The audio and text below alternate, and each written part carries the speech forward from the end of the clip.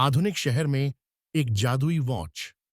आरव, एक छोटे से गांव का लड़का, हमेशा से ही बड़ा आदमी बनने का सपना देखता था।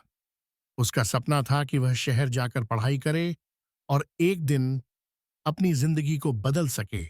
जब वह पहली बार शहर आया तो उसे बहुत सारी नई नई चीजें देखने को मिलीं, लेकिन वह महसूस करता था कि सब कुछ इतना तेजी से बदल रहा है कि वह कभी समझ नहीं पाता कि कौन सी दिशा सही है।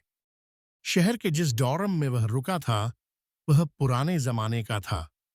पुराने फर्नीचर, सर्दी और होई और हवा की लहरें, सब कुछ थोड़ा अजीब सा था।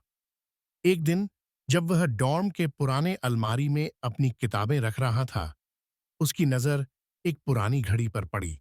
घड़ी बहुत साधारण सी थी, काले रंग का पट्टा और उसकी सुइयां धीरे धीरे घूम रही थीं, जैसे कि किसी ने इसे थोड़ी देर पहले इस्तेमाल किया हो।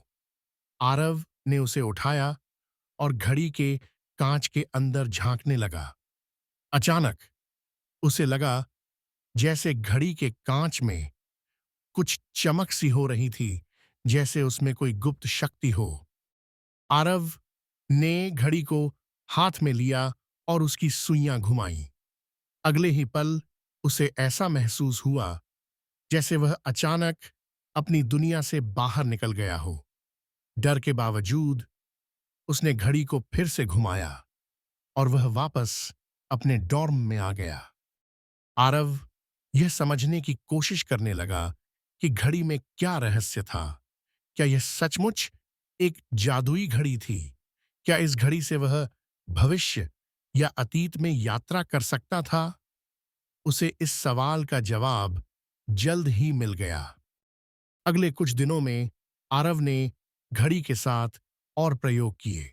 हर बार जब उसने घड़ी की सुइयां घुमाई, वह अलग अलग समय और स्थानों पर पहुंच जाता था। एक दिन वह पुराने शहर की गलियों में था,